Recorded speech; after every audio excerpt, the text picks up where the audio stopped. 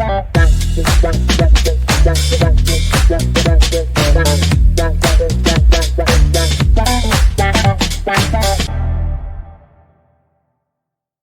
right. Welcome back, everyone, to another deep dive. Today, we're tackling something, well, it affects us all every day, whether we realize it or not. Power. And to help us unpack this, we're looking at Robert Greene's The 48 Laws of Power. This book is, it's notorious for its sometimes shocking advice. Yes. All drawn from history. Now, we should be clear up front. Yeah. We're not here to endorse every single tactic in this book, but understanding how people throughout history have gained and wielded power, that's knowledge that you can use. Absolutely. In your own life. Oh, yeah, whether it's at work and relationships or just navigating the world around you. It's like a secret decoder ring. Yes. For human behavior. Exactly. So Law 1, never outshine the master. This one immediately grabbed my attention. I can see why. It seems counterintuitive, right? You'd think the goal is to stand out to impress. Right. But Greene argues that making your superiors feel insecure is a one-way ticket to self-sabotage. So it's not just about being a yes man. No. It's about being strategic. Absolutely. It's about making those in power feel comfortable, in control, while still advancing your own position. Yeah, you're playing a delicate game. That's a high wire act. Greene actually uses the example of Louis XIV, the Sun King. Okay. He was known for his extravagant court. And the courtiers who thrived, they weren't the ones trying to outshine him. Interesting. They were the ones subtly promoting his agenda. Wow. Even taking the fall for his mistakes. Really? They understood that their rise was tied to his success. So it's not just about being sneaky. It's bigger than that. It's about understanding human psychology. Exactly. And this is a skill that translates directly to the modern workplace, right? Yeah, absolutely. Even in organizations that claim to have a flat hierarchy. There are always power dynamics at play. Yeah. Always. Understanding Law 1 can be the key to navigating those unspoken rules. And getting ahead without stepping on toes. Okay, so you're saying that sometimes the best way to climb the ladder is to make sure those above you feel secure on their rung. It's a perspective shift. That's a perspective shift for sure. But what about when you have a rival? Oh. Someone who is actively trying to undermine you. That brings us to Law 15. Okay. Crush your enemy. Totally. Oh! Now that one definitely sounds intense. I was just thinking that. But remember, Greene is writing from a historical perspective where leaving enemies to fester often led to future problems. So he's not advocating for literal crushing, but rather decisive action to prevent future problems. Think of it like dealing with a weed in your garden. Okay. If you don't pull it out by the roots, yeah, it's just going to keep coming back. It's about recognizing that power vacuums rarely stay empty for long. If you don't fill them, someone else will. And it might not be someone you want in that position. Exactly. This law makes you think differently about conflict resolution. Sometimes a swift, decisive action, even if it seems harsh in the moment, can prevent a lot more pain and conflict down the road. That makes a lot of sense, especially in a competitive work environment. Oh, yeah. But let's switch gears for a moment and talk about those situations. Okay. Where you need to be more subtle, more strategic in your approach to power. That brings us to Law 3. Okay. Conceal your intentions. This is where things start to feel like a spy novel. Right. Tell me more. Think of it this way. Okay. If you reveal your plans too early, you give others the opportunity to block you, undermine you, or even steal your ideas. Right. By keeping your true goals hidden, okay, you can build support. Gather resources. And position yourself for success without facing unnecessary resistance. It's like in the movie Ocean's 11. The team has this elaborate scheme to distract everyone while they're secretly pulling off the real heist. It's about misdirection, creating a smokescreen. While you maneuver behind the scenes. And this ties back to Law 1. Oh, okay. It's not just about hiding from enemies. Right. It's about playing the long game in any power structure. Okay, so we've talked about managing superiors, dealing with rivals, and concealing your intentions. Concealing your intentions? But the world of power is constantly shifting, right? Always in flux. How do you stay ahead of the curve? That is the question. Is there a law for that? There is. Tell me. And it might be my favorite. Hmm. Law 48. Assume formlessness. Wow. This one is all about adaptability and being unpredictable. The world is in constant flux. Right. So being rigid in your thinking or approach. Could be your downfall. So it's about being like water. That's a great way to put it. Flowing around obstacles instead of trying to force your way through them. But it's more than just being flexible. It's about constantly learning. And evolving.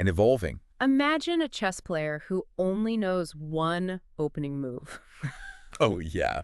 They'll be predictable and defeated. Easily. So Law 48 is about constantly expanding your repertoire of skills and strategies. Always being ready to adapt. Yeah. To whatever challenges come your way. It's about being resilient. Open to new information. And constantly evolving your approach. And that's something that applies to every aspect of life, wouldn't you say? Absolutely. Whether you're navigating your career, your relationships, or just the complexities of the world around us. Yeah. The ability to adapt and evolve is essential for not just surviving, but thriving. And, this brings up an interesting point. Okay, I'm still processing Law 48 being adaptable like water. But you mentioned it brings up an interesting point. What are you going to say?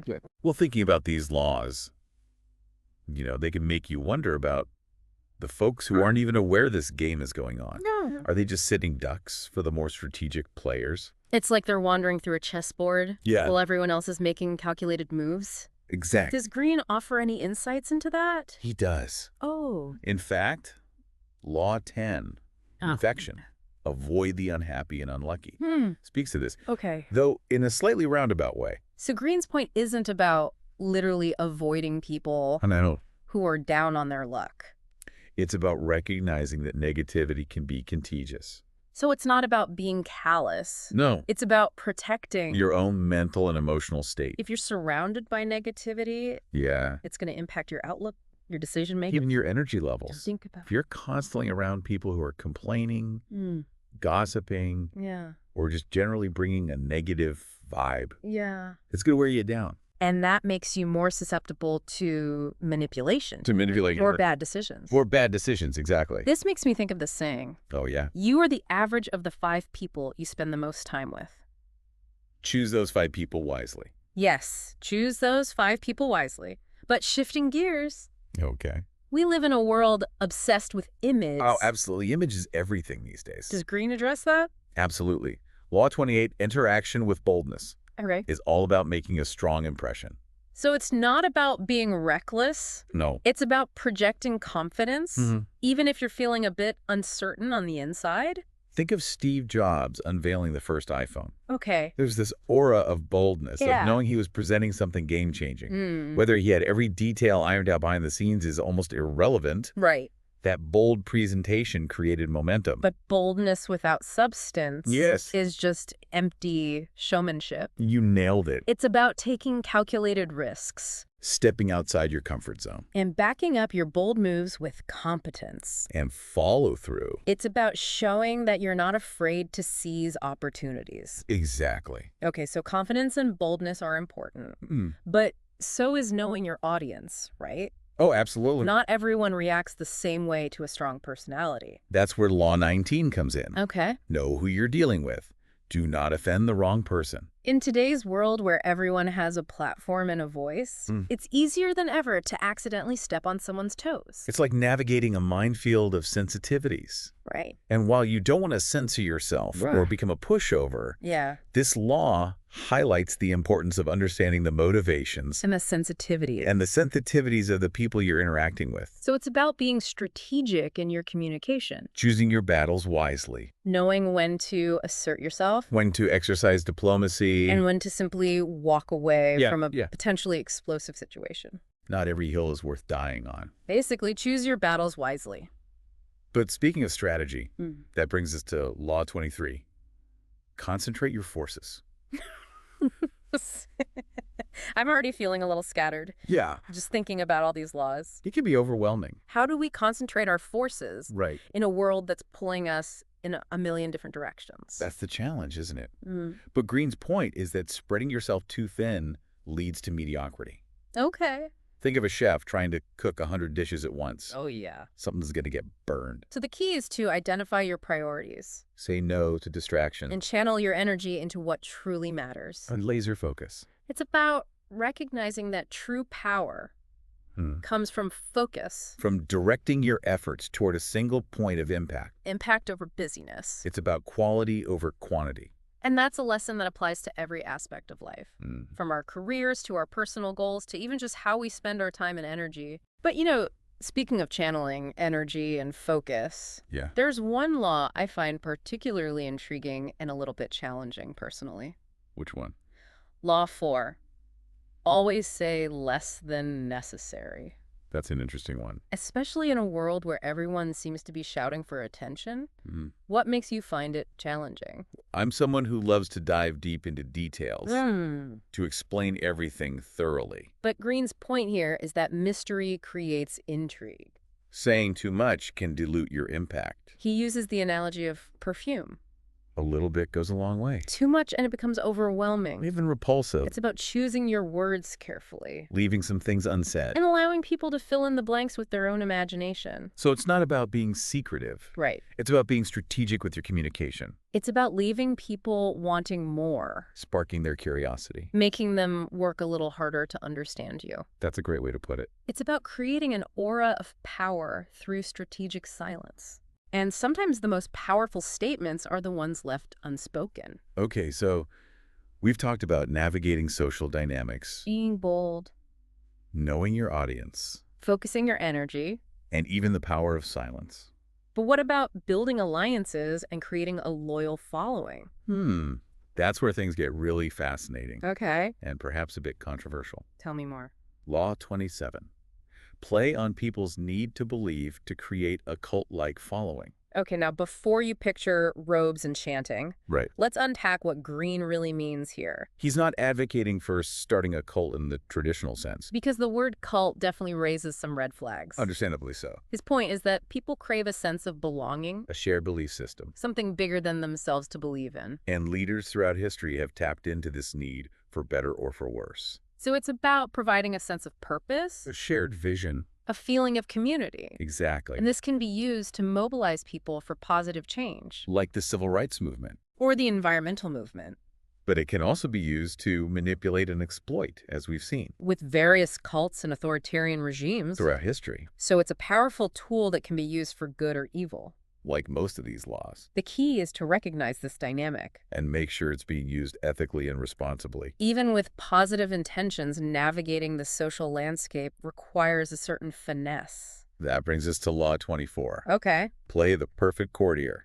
Okay, so now we're talking about charm diplomacy. Knowing how to work a room. It's part of it. Is that what being a courtier is all about? But it goes deeper than just social skills. Okay. Think of the courtiers who navigated the treacherous waters of royal courts, deftly maneuvering through alliances and rivalries. Wow. They're masters of influence, understanding the unspoken rules of etiquette. Yeah. And presenting themselves as indispensable assets. So they weren't just charming, they were strategic. They understood the power dynamics at play. And they knew how to use those dynamics to their advantage. Exactly. And this is a skill that translates directly to the modern world. Whether you're navigating the corporate ladder, building a network of contacts, or even just trying to get your ideas heard in a crowded room. It's about understanding the subtle art of influence. This makes me think of all those successful entrepreneurs and leaders who seem to effortlessly charm everyone they meet. It's not just about being likable. It's about understanding how to connect with people. On a deeper level. And build relationships that benefit both parties. And that brings us to a law that, on the surface, might seem a bit contradictory to the idea of being a perfect courtier. Law 12. Use selective honesty and generosity to disarm your victim. This one sounds a little manipulative, doesn't it? It does. How do you reconcile this with the idea of being genuine and authentic in your interactions? That's the key. Right. It's about using this law ethically. Okay. Think of it this way. A genuine act of kindness can disarm someone, making them more open to your ideas or more willing to collaborate. Okay. But if you're using honesty and generosity as a calculated tactic to exploit someone, that's where it crosses the line into manipulation. So it's about being strategic with your kindness, But not in a Machiavellian way. It's about recognizing that generosity can be a powerful form of influence. But it should always be rooted in authenticity. And a genuine desire to connect with others. Well said. And, that brings us to a point that I think is crucial for understanding the laws of power as a whole. Okay. What did you mean by that? Well, we've talked about a lot of different strategies, from being subtle to bold, from knowing your audience to concentrating your forces. Right. But what ties it all together is action. So you mean it's not enough to just understand these laws intellectually. Right. You have to actually apply them. And that's what Law 9, Yeah. Lead with your actions, never through argument, is all about. Think about it. You can argue all day long. Yeah. But ultimately, it's your actions that speak the loudest. It's like the saying, actions speak louder than words. But Greene takes it a step further. Okay. He's saying that actions are not just a reflection of your power. They're the source of it. It's about demonstrating your competence. Your reliability, your value through what you do. Not just what you say. Words can be persuasive. But actions are undeniable. This makes me think of leaders who inspire others, not through grand speeches, Right. but through their own example, their own hard work, their own willingness to roll up their sleeves and get things done. That's a great example. And this law also reminds us that sometimes the most effective way to counter someone who's trying to exert power over you is not to argue with them, but to simply act in a way. That undermines their strategy. So it's about being strategic, not reactive. Precisely. But what about those times when you need to step back, to create some space to assert your own boundaries? There's a law for that. Is there a law for that? What is it? Law 16. Use absence to increase respect and honor. That's a fascinating one. Seems counterintuitive, right? You'd think being present and engaged would make you more respected. You'd think that being the reliable one, always available, would increase your value. Right. But constant availability can actually diminish your perceived value. So is he saying? Think about it. Okay. Something that's always available is rarely appreciated. Right. For something that's scarce, Yeah. that's sought after, Yeah. that's what people value. So it's like the old saying, absence makes the heart grow fonder. But in this context, it's not just about romantic relationships. Okay. It's about any situation where you're trying to establish your worth, It's about strategically withdrawing. creating a sense of scarcity, Yeah. and making people crave your presence and appreciate your contributions more. This makes me think of those leaders who are very selective about their public appearances or pronouncements. They don't chase approval. They command respect by carefully controlling their presence and interactions. And this law also applies to more everyday situations. Oh, yeah. Think about setting boundaries in your work or personal life. Sometimes saying no or stepping away from a demanding situation Yeah. can actually increase your respect and credibility. That's a powerful perspective shift. But in today's hyper-connected world, It's easy to feel like we need to be constantly available, always on, always on. always responding. How do we reconcile that with the idea of strategic absence? It's a delicate balance for sure. And that brings us to another crucial law Hmm. for navigating the modern world. Law 5. So much depends on reputation. Guard it with your life. This one seems pretty straightforward. Yeah. Your reputation is your most valuable asset, so don't do anything to damage it. But is there more to it than that? It's not just about avoiding scandal or negative publicity. Yeah. It's about actively cultivating a positive image. And living up to the expectations you set. It's about being mindful of your actions, your words, and the company you keep. Knowing that everything you do contributes to the perception others have of you. So it's about being intentional, not just reactive. You're consciously shaping the narrative that people tell about you. And that's especially important in a world where information spreads so quickly. And first impressions can be lasting. One misstep. One poorly worded comment, one ill-advised association. And your carefully crafted reputation can crumble. That's a sobering thought. It is, but it also highlights the power we have to shape our own narratives. We're not just victims of circumstance. We're active participants in creating our own reputations. And that brings us to another crucial point.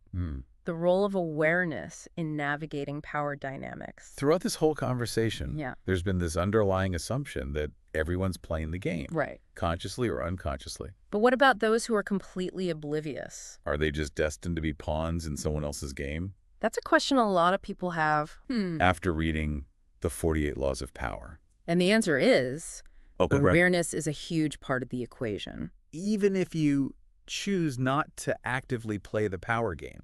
Understanding the dynamics at play gives you a huge advantage. It's like having a secret decoder ring for human behavior. Exactly. You can see the moves people are making. Even if they're not explicitly stating their intentions. Awareness